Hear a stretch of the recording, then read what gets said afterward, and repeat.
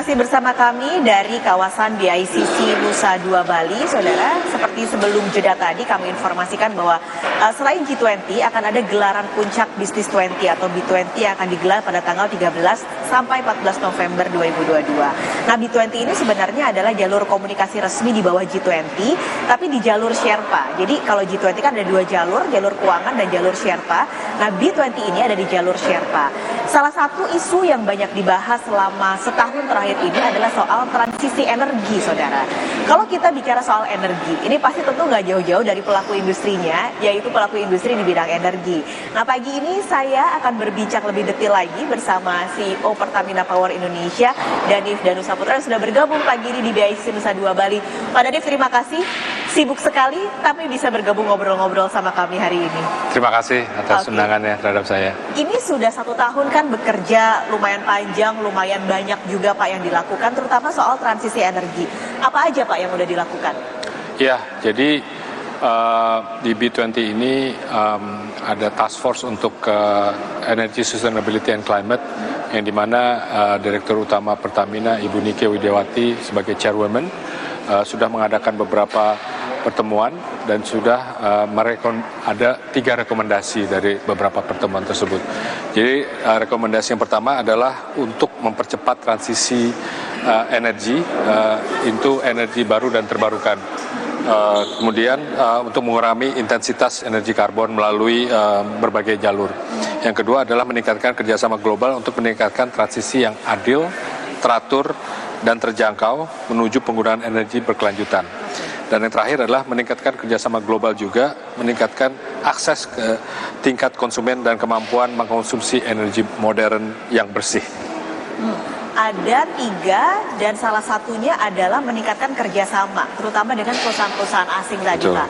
Secara konkret, sudah dengan siapa aja Pak kerjasama ini dilakukan? Oke, jadi memang untuk melakukan energi transisi ini seluruh pihak, termasuk juga Pertamina, dalam ini Pertamina New Renewable Energy, itu key-nya adalah berkolaborasi, berpartner. Kita berpartner dengan mitra yang memiliki teknologi, mitra yang memiliki pengalaman, memiliki track record, gitu ya, memiliki network, karena ini tidak bisa dilakukan secara sendiri, dan juga kita ingin melakukannya dengan melakukan risk sharing untuk mempercepat transisi energi ini.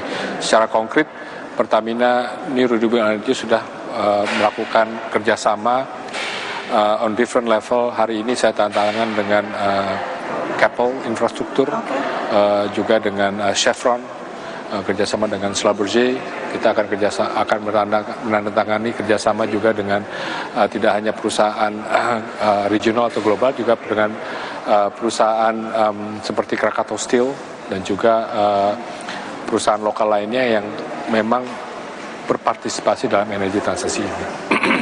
Sudah banyak yang diajak bekerja sama dengan harapan tentunya bisa melaksanakan transisi energi dan energi bersih tadi ya Pak di Indonesia.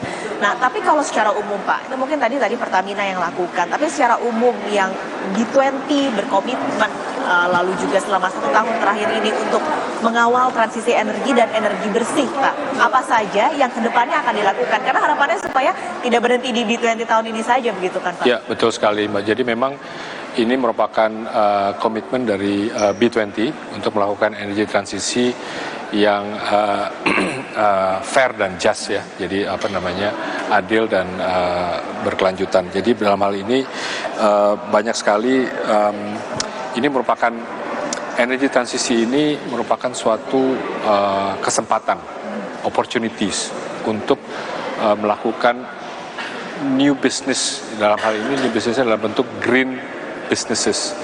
Saya memakai contoh mungkin Pertamina. Pertamina adalah perusahaan oil and gas yang sekarang bertransformasi menjadi perusahaan energi. Tugas kami adalah mentransformasikan Pertamina dari perusahaan oil and gas menjadi perusahaan energi dengan low carbon footprint. Jadi ini merupakan salah satu contoh di mana kita selaku pelaku bisnis anggota dari B20 bisa melaksanakan, membantu program pemerintah dalam mencapai target net zero emissions no later than 2060. Oke. Gitu. Nah, tapi kadang orang kalau ngomongin soal industri, pelaku usaha energi, pelaku industri energi gitu Pak, kayaknya masa sih bisa gitu sampai emisinya nol gitu Pak. Mungkin waktunya memang kalau kita lihat masih panjang ya, 2022 ke 2060, 40 tahun gitu. Tapi optimiskah itu targetnya bisa tercapai Pak di 2060 dan kira-kira apa yang akan dilakukan? Atau mungkin nanti targetnya bisa lebih cepat nggak di 2060? Memang net zero emissions itu no later than 2060 ya, itu adalah target dari pemerintah. Dalam hal ini Pertamina selaku salah satu pelaksana pelaku bisnis di sektor energi ini mensupport target tersebut.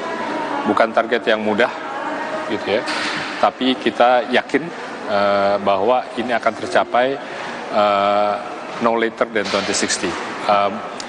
Bagaimana kita melaksanakannya? Pertama-tama kita tetap harus menjaga ketahanan energi nasional. Pertamina dalam hal ini akan terus memastikan bahwa energi supply itu akan terus terjaga. Nah, bagaimana caranya supaya kita tetap bisa menghasilkan energi untuk menopang pertumbuhan GDP, growth di Indonesia, tapi juga dengan emisi karbon yang rendah, dan pada intinya kita akan melakukan bisnis di renewable energy yang tidak menghasilkan karbon, dan juga ada yang kita sebut adalah carbon sink business, di mana bisnis yang menghasilkan carbon credit, sehingga yang disebut dengan net zero emissions adalah ada yang tetap menghasilkan emisi, tapi ada juga yang menghasilkan carbon credit, sehingga secara net itu akan menjadi net zero emissions. Jadi sebenarnya yang dilakukan juga udah cukup banyak ya Pak untuk itu. Tapi kalau tadi Pak Danif bilang not late than 2060, tapi bisa nggak Pak kira-kira lebih cepat dari 2060?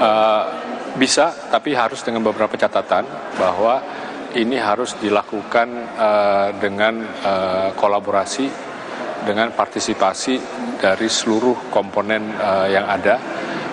Tidak hanya pelaku bisnis, tapi juga dari sisi regulator, dari sisi policies, insentif. Ini sangat diperlukan untuk bisa mendorong, mempercepat energi transisi yang ada di Indonesia ini. Terakhir, kalau hidrogen masukkah dalam rencana bisnis bersih ini? Yes, hidrogen itu merupakan salah satu dari 3 key inisiatif New Green Business di Pertamina, New Renewable Energy. Hidrogen ini merupakan satu alternatif ya untuk mengurangi atau menghapus emisi karbon di sektor-sektor yang susah dilakukan dekarbonisasi melalui electrification atau baterai. Jadi ada sektor-sektor yang memerlukan energi yang intensif seperti semen, steel mill, dan juga transportasi untuk jarak jauh gitu ya, seperti aviation, marine. Itu sekarang ini memakai energi yang intensif dan menghasilkan emisi karbon yang cukup besar. Solusinya adalah dengan menggunakan fuel cell yang berasal dari hidrogen, apakah itu dari blue atau green hidrogen. Dan itu sudah dilakukan sekarang berarti? Kita sudah mulai, ini sudah di seluruh dunia sudah melakukan beberapa proyek, dan Pertamina sedang menjajaki ada 5 potential projects untuk blue dan green hidrogen. Pak Danif, terima kasih banyak sudah bergabung pagi ini. Sehat selalu, semangat Pak, karena kayaknya masih padat sekali kegiatannya ke depan. Terima kasih atas undangan. Terima kasih Pak Danif. Terima kasih. Dan saudara, kami akhiri segmen kali ini dari Nusa Dua Bali. Kami akan terus mengupdate kepada Anda informasi terkini tentunya menjelang puncak gelaran G20 di Nusa Dua Bali. Dan usai jeda, Sapa Indonesia Pagi masih akan kembali dengan informasi menarik lainnya. Jangan kemana-mana.